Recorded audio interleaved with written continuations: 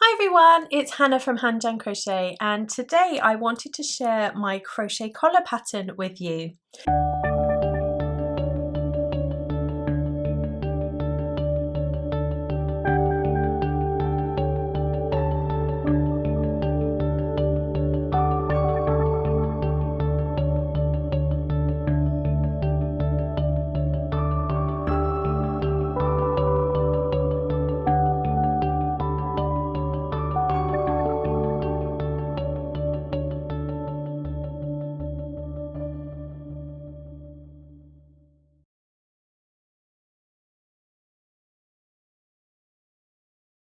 Now these ones here obviously aren't quite finished, we still need to put our buttons on, but the pattern comes in sizes baby through to adult, and today I'm going to be making one of the adult sizes with you. To crochet these lacy collars we are going to need some yarn, of course, and this is Heatherly Sport from We Crochet. It's a beautiful yarn and it comes in these lovely colours. We are also going to need a 4mm or G crochet hook, or the hook that matches the gauge, a needle and a pair of scissors, and then buttons of your choice. You can add clasps or not add clasps, you can do this however you would like it, but there is a little chain that we add that I'm going to show you just a minute how to then turn that into a buttonhole. So go grab your supplies and then meet me back here and we'll get going. So to begin our collar, we are going to put a slip knot on the hook, and then for this adult size we need to chain 91. Now the different sizes will have different numbers that you'll need to chain there, so do go and check in the pattern if you'd like to make any of the other sizes, and I've added the link below for where you can find it either on my blog or as a premium PDF pattern. So once you've got the chains that you need, we are going to start working back along them, and I like to work in the back bumps and it will give a much neater edge to our collar. And I'm going to work in the second chain from the hook, and in that I'm going to put a single crochet. And then in each of the back bumps I'm going to work a single crochet up until I have 6 chains left.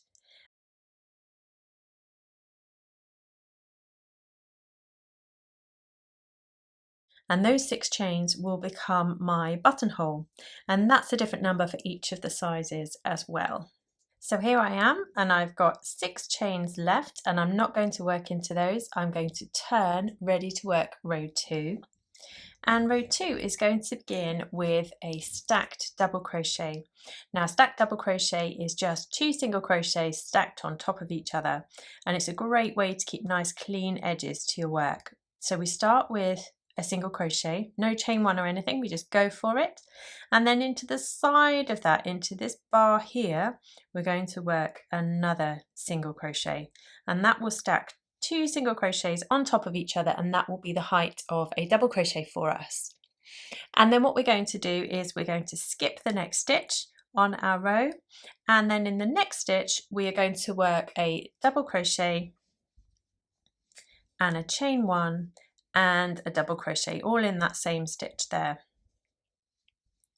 And then we are ready to skip the next stitch, and then we're going to work that same thing into the next one.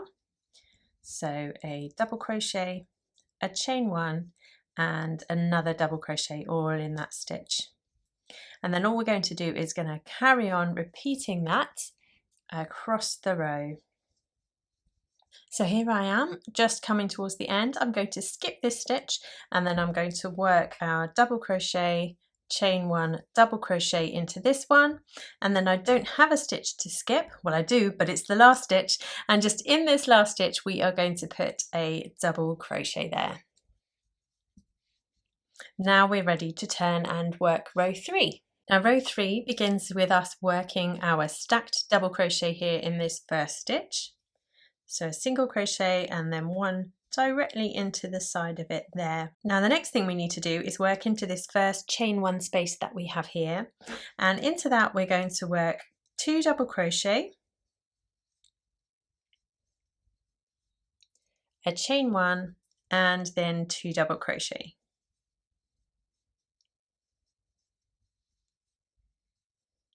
And then into the next chain 1 space, which we have here, we're going to work just the 1 double crochet in there. and then we need to look for our next chain one space, and in that we're going to work 2 double crochet, a chain one and 2 double crochet, and then you probably guessed what we're doing in the next one. But what I will say now at this point, with that 2 double crochet in there, we are going to repeat these. So you're going to put a double crochet in the next chain one space, and then this 2 double crochet, chain one, 2 double crochet in the next chain one space, all the way up until we get to the last chain one here. So work away until you get to there, and that should have a 2 double crochet, chain one, 2 double crochet in it, and then in the last stitch we just work a double crochet. Now this will be different for different sizes, so just check out if you're making the smaller sizes, they won't need to go this far. Here we are at that last chain one space, and I've put my 2 double crochet, 1 chain, 2 double crochet. I said that strangely, didn't I? And now I'm ready just to put a double crochet in that very last stitch there. And then we are ready to turn and work row 4. So row 4 for this size is really similar. We're going to begin with this stacked double crochet that we need for this edge. And then into this chain one space, the first chain one space that we come across, we are going to work almost exactly the same. We're doing 2 double crochet, but the difference this time is that we're going to chain 2 and then 2 double crochet. So that's our only tweak for this row. So 1, 2, chain 2, and then 1, 2. And then we're skipping 2 stitches and then into that single double crochet of that doesn't make sense, does it? Into that individual double crochet of the row before, we're going to work a double crochet there. And then we're going to skip the next 2, and then we work our V-stitch here, as I suppose we could call it, couldn't we? So 2 double crochet, a chain 2, and then 2 double crochet into that chain 1 space. And that then is our repeat. So we're going to work a double crochet into that double crochet that we had. So skip 2 and then work a double crochet, and then into the next chain 1 space we work 2 double crochet, chain 2, 2 double crochet, and we work that all the way to the end of the row, finishing in that chain 1 space that we have there, and then we're going to skip these 2 and then double crochet in that very last stitch. So I've just worked those into that last chain 1 space, and then I'm going to skip the next 2 stitches and work that double crochet into the very last one. And now we're ready to turn and work the final row, row 5. For row 5, I'm going to begin with a chain 1 that doesn't count as a stitch, and then a single crochet into that first stitch. Then I'm going to skip these 2 and working into that chain 1 space that we have there, I'm going to work 10 double crochet. So this is what's going to give us our scallopy edge here. We're going to pack 10 double crochet all into that, sorry, it's a chain 2 space, isn't it? All into that chain 2 space.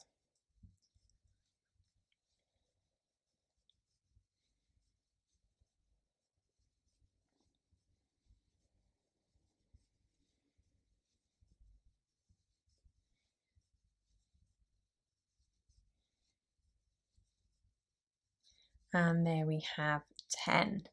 And then we skip the next 2 stitches, and then working into this double crochet that we have here, we're going to work a single crochet. And then you probably guessed it, into the next chain 2 space we're going to work another 10 double crochet into there. And that's all we need to do. We carry on working that all the way across until you get to the last chain 2 space and you put your 10 double crochets in there. So meet me back there and then I'll show you how we finish off. So here we are at that last chain 2 space, and then all I'm going to do is skip the next 2 stitches and then work a single crochet into that very last one. Now we are ready to break our yarn and make our buttonhole. Right, so I'm going to show you how to make the buttonhole here on this smallest size, by beginning with our tail that we just finished with. So on the last stitch we are just going to seam that one in, or weave that one in. So we turn to the back of our work and I'm just going to weave that end in there so it's out of our way.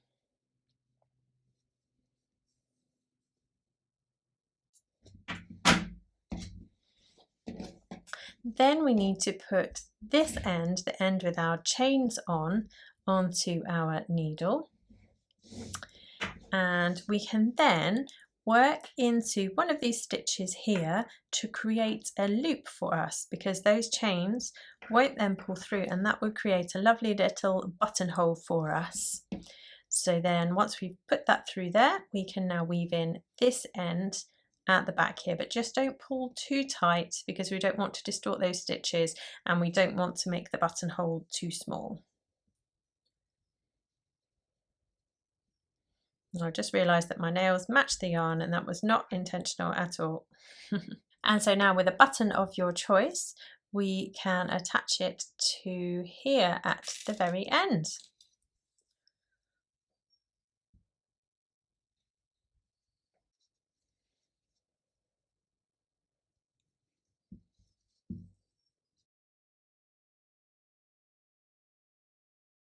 Once you're happy your button is secure, you can just use this little chain to put over the top, and we are done. I really hope you've enjoyed working this little crochet collar with me. It's great fun, as I say, comes in a variety of different sizes and is really quick and easy to make as gifts. Make sure to like and subscribe if you've enjoyed this video, and come back for more soon.